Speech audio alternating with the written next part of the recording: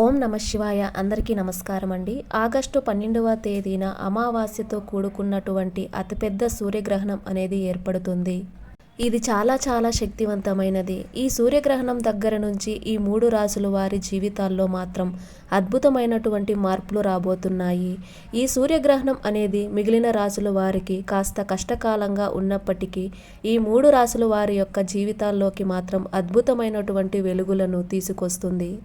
ఈ 3 రాశుల వారు ఇప్పటి నుంచి మీరు చేసేటటువంటి చిన్న పనుల వల్ల, ఈ చిన్న జాగ్రత్తల వల్ల మీ జాతకంలో ఇన్నాళ్ళ నుంచి మీరు పడుతున్నటువంటి కష్టాలు, మానసిక అనారోగ్య సమస్యలు, ఆర్థిక సమస్యలు, అప్పుల బాధలు అన్నిటి నుంచి కూడా బయటపడి మీకు విపరీతంగా కలిసి వస్తుంది. నిజంగా ఆ దైవానుగ్రహం అనేది మీ మీద ఉండటం వల్లనే ఈ వీడియో అనేది మీ కంటపడింది. కాబట్టి ఈ 3 రాశుల వారు మాత్రం ఏముందులే అని చెప్పేసి కొట్టిపడేయకుండా ఈ వీడియోని ఎక్కడా కూడా స్కిప్ చేయకుండా చివరి వరకు విని ఆచరించండి. ముందుగా ఈ వీడియోకి ఒక లైక్ కొట్టి ప్రతి ఒక్కరూ ఓం నమః శివాయ అని కామెంట్ చేయండి. ఆగస్టు 12వ తేదీ మనకు అమావాస్యతో కూడుకున్నటువంటి అతిపెద్ద సూర్యగ్రహణం అనేది ఏర్పడుతుంది. ఇది చాలా శక్తివంతమైనది. ఎందుకంటే గ్రహణము సూర్యుడికి పడుతుంది. సూర్యభగవానుడు మన జీవితాల్లో వెలుగులను నింపుతూ ఉంటాడు. సూర్యభగవానుడు లేకపోతే మనకు వెలుగు అనేది ఉండదు. మరి అలాంటి వెలుగులు నింపేటటువంటి సూర్యుడికి గ్రహణం పడుతుంది అంటే అది మామూలు విషయం కాదు. కాబట్టి ఈ యొక్క ప్రభావం అనేది ఖచ్చితంగా మన మీద ఉంటుంది. ఈ సూర్యగ్రహణం అనేది భారతదేశంలో కనిపించదు అని చాలామంది అనుకుంటూ ఉంటారు. ఇది రాత్రి సమయంలో మనకు ఏర్పడుతుంది. కాబట్టి మనకు భారతదేశంలో కనిపించదు. అయినప్పటికీ కూడా వేరే దేశాలలో ఈ సూర్యగ్రహణ ప్రభావం అనేది బలంగా ఉన్నప్పటికీ ఆ యొక్క ప్రభావం అనేది మన భారతదేశంలో కూడా ఖచ్చితంగా ఉంటుంది. ఎందుకంటే సూర్యుడు అన్న తర్వాత ఏ దేశంలో ఉన్నప్పటికీ కూడా సూర్యభగవానుడు ఒక్కడే. కాబట్టి ఆ సూర్యభగవానుడికి గ్రహణం పట్టినప్పుడు అక్కడ మన దేశం మీద కూడా ఆ యొక్క ఎఫెక్ట్ అనేది ఖచ్చితంగా చూపిస్తుంది అని జ్యోతిష పండితులు చెప్తున్నారు. కాబట్టి మనకు కూడా సూర్యగ్రహణం యొక్క ప్రభావం అనేది ఖచ్చితంగా ఉంటుంది. ఇది కాదు కూడదు అని నిర్లక్ష్యం చేస్తే మాత్రం అది ఖచ్చితంగా దానివల్ల మనం ఇబ్బంది పడాల్సిన పరిస్థితి అనేది వస్తుంది. మనకు ఆగస్టు 12వ తేదీ అంటే బుధవారం రోజున ఈ సూర్యగ్రహణం అనేది రాత్రి 9:45 ప్రారంభమై తెల్లవారుజామున 2:15 వరకు ఈ గ్రహణ కాలం అనేది ఉంటుంది. ఈ గ్రహణం అనేది రాత్రి వేళ సంభవించడం వలన మనము మన దేశంలో ఈ సూర్యగ్రహణాన్ని మనం చూడలేము. అయితే ఈ సూర్యగ్రహణానికి జ్యోతిష్య శాస్త్రాలలో చాలా ప్రాముఖ్యత అనేది ఉంటుంది. కాబట్టి మనకు ఉన్నటువంటి 12 రాశులు ఏవైతే ఉంటాయో వారి యొక్క జీవితాలు మీద కూడా ఈ యొక్క గ్రహణ ప్రభావం అనేది మనకు స్పష్టంగా కనిపిస్తుంది. ముఖ్యంగా ఈ 3 రాశుల వారు ఎవరైతే ఉన్నారో వారికి మాత్రం ఈ సూర్యగ్రహణం అనేది అత్యంత శుభ ఫలితాలను, అదృష్టాన్ని ఇస్తుందని చెప్పి మనకు జ్యోతిష్య శాస్త్ర నిపుణులు చెప్తున్నారు. ఈ సూర్యగ్రహణం వల్ల అదృష్టం పట్టబోతున్నటువంటి రాశులలో మొట్టమొదటి రాశి సింహరాశి. సింహరాశి వారికి ఈ సూర్యగ్రహణం దగ్గర నుంచి మాత్రం అఖండ రాజయోగం అనేది పట్టబోతుందని చెప్పుకోవచ్చు. సింహరాశికి అధిపతి సాక్షాత్తు సూర్యభగవానుడు. ముఖ నక్షత్రం 1, 2, 3, 4 పాదాలు, పుష్ప నక్షత్రం 1, 2, 3, 4 పాదాలు, ఉత్తరా నక్షత్రం 1వ పాదంలో జన్మించినటువంటి వారు ఈ సింహరాశి వారు. సూర్యుడు సింహరాశికి అధిపతి కావడం వల్ల ఏంటంటే ఈ గ్రహణం వాళ్ళకి విశేషమైనటువంటి అదృష్టం అనేది పట్టబోతుంది. ఈ సూర్యగ్రహణం దగ్గర నుంచి ఈ సింహరాశి వారికి కొత్త అవకాశాలు అనేవి వస్తాయి. అంటే మీరు చేసేటటువంటి ఉద్యోగ వ్యాపారాలలో మంచిగా అవకాశాలు, ఆర్థిక పరంగా మీకు ఊహించిన అదృష్టం, భూములకు సంబంధించిన సమస్యలు, సంతానం లేని వారికి సంతానం కలగటం, వివాహం కుదరక ఇబ్బంది పడే వారికి వివాహం కుదరటం, ఇంకా మీరు నూతనంగా ఏదైనా ఆస్తులు కొనుగోలు చేసుకునే అవకాశం కూడా ఉంటుంది. ఇలా ఆస్తికి సంబంధించినటువంటి వివాదాలు ఏదైనా ఉన్నా కూడా, మీకు పెండింగ్లో ఉన్నా కూడా అవి కూడా మీకు పరిష్కారం అయ్యే అవకాశాలు అయితే గట్టిగా అనిపిస్తున్నాయి. కాబట్టి సింహరాశి వారికి ఈ సూర్యగ్రహణం దగ్గర నుంచి మీకు అఖండ రాజయోగము, అదృష్టం అనేది పట్టబోతుంది. ఈ సింహరాశి వారికి ఈ ఆగస్టు 12 సూర్యగ్రహణం దగ్గర నుంచి మాత్రం మీ జీవితాల్లోకి కొత్త వెలుగులు రాబోతున్నాయని చెప్పటంలో ఎలాంటి సందేహం అనేది లేదు. ఆ అదృష్టాన్ని చూసి మీరే ఆశ్చర్యపోతారు. మీ యొక్క అదృష్టాన్ని రెట్టింపు చేసుకోవడానికి, అలాగే మీ యొక్క అవకాశాన్ని, అదృష్టాన్ని నిలబెట్టుకోవడానికి ఆ సూర్యుడి యొక్క అనుగ్రహం మీ మీద పడినందుకు సింహరాశి వారు మీరు ఈ చిన్న పరిహారం అనేది చేసుకోండి.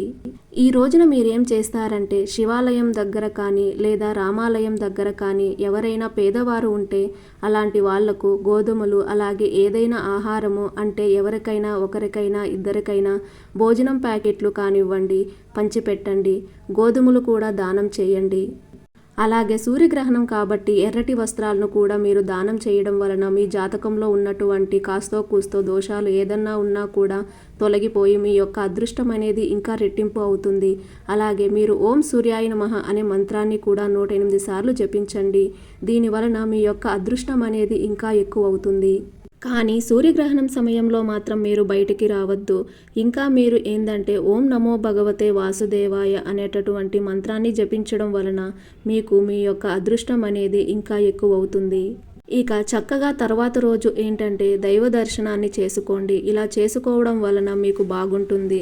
ఇక ఈ సూర్యగ్రహణం ప్రభావం వలన అదృష్టం పట్టబోతున్న రాశులలో 2వ రాశి మేషరాశి. అశ్విని నక్షత్రం 1, 2, 3, 4 పాదాలు, భరణి నక్షత్రం 1, 2, 3, 4 పాదాలు, కృతిక నక్షత్రం 1వ పాదంలో జన్మించినటువంటి వారు ఈ మేషరాశి వారి కిందకు వస్తారు. మేషరాశి వారికి అధిపతి కుజుడు. మేషరాశి వారికి ఈ సూర్యగ్రహణం అనేది అత్యంత అనుకూలంగా ఉంటుంది. వీరికి ఉద్యోగంలో మంచిగా అవకాశాలు లభించడం, ఉద్యోగాల్లో ప్రమోషన్లు రావటం, శాలరీస్ పెరగటము, ఇలా మీకు నూతన అవకాశాలు అనేవి వెతుక్కుంటూ మరి వస్తాయి. అలాగే వ్యాపారస్తులకు కూడా మంచిగా లాభాలు అనేవి ఉంటాయి. వ్యాపారస్తులకు ఏంటంటే కొత్త ప్రాజెక్టులు కూడా చేతికి అందుతాయన్నమాట. ఇంకా మీకు సమాజంలో మంచిగా గౌరవ ప్రతిష్టలు అనేవి కూడా పెరుగుతాయి. అలాగే వ్యాపారస్తులకు పాత పెట్టుబడులు ఏవైతే ఉంటాయో వాటి నుంచి కూడా మంచిగా లాభాలు అందే అవకాశం అనేది ఉంటాయి. ఇలా ఈ మేషరాశి వారికి మాత్రం ఈ సూర్యగ్రహణం వలన అఖండ రాజయోగం అనేది పట్టబోతుంది. డబ్బు పరంగా సమస్యలు ఎదుర్కొన్న వాళ్లకు అలాంటి ఆర్థికపరమైనటువంటి సమస్యలు తగ్గటము, ధనం మీ చేతికి అందటం కావచ్చు. అప్పుల సమస్యలు ఉన్న వారికి అప్పుల బాధ నుంచి బయటపడడం కావచ్చు. భాగస్వామి మధ్య ఇంకా విపరీతమైనటువంటి ప్రేమానురాగాలు పెరగటం, మీ యొక్క వ్యాపారాల్లో పెట్టుబడి రూపాయి పెట్టిన దగ్గర నుంచి మీకు 4 రూపాయలు కలిసి రావటము, కొత్త అవకాశాలు అదృష్టాలు మీకు కలిసి రావటము, సంతానం లేని వాళ్లకు సంతాన యోగము, వివాహం కాని వాళ్లకు వివాహం జరగటం, అనారోగ్య సమస్యలతో అంటే ముఖ్యంగా దీర్ఘకాలిక సమస్యలతో ఎవరైతే బాధపడుతూ ఉన్నారో అలాంటి వారికి మీ యొక్క ఆరోగ్యం కూడా కుదుటపడుతుంది. అంటే షుగర్, బీపీ, థైరాయిడ్ ఇలాంటి అనారోగ్య సమస్యలు ఉన్న వాళ్ళకు కూడా మీ యొక్క ఆరోగ్యం అనేది కుదుటపడటము, మీ యొక్క ఆరోగ్యం అనేది మామూలు స్థితికి రావటము, మనశ్శాంతి కలగటం ఇలాంటివన్నీ కూడా జరుగుతాయి. అయితే ఈ యొక్క అదృష్టాన్ని మీరు ఇంకా నిలుపుకోవడం కోసం ఆ సూర్యగ్రహణం యొక్క ప్రభావం అనేది మీ రాశి మీద అస్సలు పడకూడదు అనుకుంటే మీరు ఈ చిన్న పరిహారాలు అనేవి చేసుకోండి. మీరేం చేస్తారంటే ఆ రోజున ఆంజనేయ స్వామి గుడికి వెళ్ళి సింధూర అర్చన అనేది చేపించండి. అలాగే స్వామివారికి 108 తమలపాకుల యొక్క మాలను స్వామివారికి సమర్పించండి. లేదా మీ శక్తికి తగ్గట్లుగా 11 కానీ లేదా 5, 7, 11, 13 ఇట్లా 108 తమలపాకుల వరకు కూడా మీ శక్తికి తగ్గట్లుగా ఆంజనేయ స్వామి వారికి తమలపాకుల మాలను సమర్పించడం వలన ఆ యొక్క గ్రహణ ప్రభావం మీ రాశి మీద పడకుండా ఉంటుంది. ఆంజనేయ స్వామి కాపాడుతూ ఉంటారు. అలాగే మీరు ఆ రోజున ఓం సూర్యాయ నమః అనేటటువంటి మంత్రాన్ని కూడా 108 సార్లు మనసులో తలుసుకోవడం వల్ల మీ యొక్క అదృష్టం అనేది ఎప్పుడూ కూడా అలాగే ఉంటుంది. తర్వాత మీరు గోధుమలు, ఎర్రటి వస్త్రాలను, బియ్యాన్ని అలాగే ఎవరికైనా బట్టలను దానం చేయడం వలన మీ జాతకంలో ఉన్నటువంటి రాహుకేతు కుజ దోషాలు తొలగిపోయి మీ యొక్క అదృష్టం అనేది ఇంకా ఎక్కువగా అవుతుంది. అలాగే ఆ రోజున శివాలయానికి వెళ్ళి శివాభిషేకం చేసుకోవటము, శివపూజ చేసుకోవటం వలన కూడా మీకు బాగా కలిసి వస్తుంది. అలాగే ఈ సూర్య భగవానుడి యొక్క అనుగ్రహం మీకు కలగటం కోసం మీరు ఆ రోజున ఓం సూర్యాయ నమః మంత్రంతో పాటుగా ఓం నమో భగవతే వాసుదేవాయ అనే మంత్రాన్ని చెప్పుకోవడం వలన కూడా ఆ లక్ష్మీదేవి యొక్క అనుగ్రహం కూడా మీ మీద ఉండి మీకు బాగా కలిసి వస్తుంది. ఇక ఈ సూర్యగ్రహణం దగ్గర నుంచి అదృష్టం పట్టబోతున్నటువంటి రాశులలో 3వ రాశి ధనుస్సు రాశి. ధనుస్సు రాశికి అధిపతి కుజుడు. మీ ధనుస్సు రాశి వారికి కూడా ఈ సూర్యగ్రహణం దగ్గర నుంచి మీ జీవితాల్లోకి విపరీతమైనటువంటి అదృష్టం అనేది రాబోతుంది. అఖండ రాజయోగం అనేది పట్టబోతుంది. మీరు మీ యొక్క లక్ష్యాల వైపుగా నూతనంగా వేగంగా అడుగులు వేసే అవకాశాలు కూడా ఉంటాయి. మీకు ఇప్పటి నుంచి ఆర్థికంగా లాభాలు అనేది ఎక్కువగా ఉంటాయి. రాబడి అనేది మీరు ఊహించినట్టుగా ఖచ్చితంగా ఉంటుంది. ఒక్కొక్కసారి మీ ఊహకు మించి కూడా ఉండొచ్చు. అంటే ఇప్పటి నుంచి ఉద్యోగస్తులకు లేదా వ్యాపారస్తులు ఆర్థికంగా బాగా అవకాశాలు కలిసి రావటము, అప్పుల బాధల నుంచి మీరు బయటపడటం కూడా ఉంటుంది. అయితే మీరు తొందరపడి మాత్రం అనవసరపు ఖర్చులు ఏమాత్రం కూడా చెయ్యొద్దు. డబ్బులు ఉన్నప్పుడు జాగ్రత్తగా ఉండాలి, లేకపోతే మాత్రం తర్వాత ఇబ్బంది పడాల్సి వస్తుంది. అలాగే ఈ రాశి వారికి కొత్త కొత్త విషయాలను నేర్చుకోవాలని ఆశ కూడా చాలా ఎక్కువగా ఉంటుంది. మీకు వ్యాపారం అనేది బాగా కలిసి వస్తుంది. అయితే పెట్టుబడులు కాస్త చూసుకొని పెట్టుకోండి. అంటే ఎప్పుడైనా సరే ముందుగా ఎక్కువ పెట్టుబడులు అనేవి పెట్టకూడదు. ముందుగా కాస్త చూసుకొని చిన్నగా మనం పైకి పెద్దగా ఎదగాలి, లేదంటే మాత్రం ఇబ్బంది పడాల్సి వస్తుంది. అలాగే మీకు విదేశాలకు వెళ్ళే అవకాశం కూడా ఉంటుంది. ఇక మీరు ప్రయాణాలు చేసేటప్పుడు మాత్రం కాస్త జాగ్రత్తగా ఉండాలి. ఎక్కువగా వేగం అనేది వద్దు. మీరు జాగ్రత్తగా కాస్త నిదానంగా ఉండి మాట తీరును కూడా కొంచెం అదుపులో పెట్టుకోగలిగితే ఇప్పటి నుంచి మాత్రం మీరు పట్టిందల్లా బంగారంగా మారుతుంది. మీరు ఈ సూర్యగ్రహణం రోజున చేయాల్సిన పరిహారం ఏంటంటే ఓం సూర్యాయ నమః మంత్రాన్ని 108 సార్లు చెప్పుకోండి. అలాగే మీరు సాయిబాబా గుడిలో లేకపోతే ఏదైనా దత్తాత్రేయ దక్షిణామూర్తి గుడిలో శనగలను దానం చేయడం, అలాగే పులిహారను దానం చేయడం, ఇలాంటివి చేయడం వలన మీ జాతకంలో గురుబలం అనేది బాగా పెరుగుతుంది. అలాగే ఈరోజు మీకు కుదిరితే శివాలయానికి వెళ్ళి శివలింగానికి అభిషేకం చేసి శివారాధన చేసుకోవడం వలన కూడా మీకు బాగా కలిసి వస్తుంది. మనకు ఆ రోజు అమావాస్య కూడా కలిసి వచ్చింది కాబట్టి ఇంట్లో విష్ణుమూర్తి లక్ష్మీదేవి ఇద్దరూ కలిసి ఉన్నటువంటి చిత్రపటానికి కూడా మీరు పూజ అనేది చేసుకోవడం వల్ల ఒక చిన్న బెల్లం మొక్క నైవేద్యంగా పెట్టి మీకు బాగా కలిసి వస్తుంది.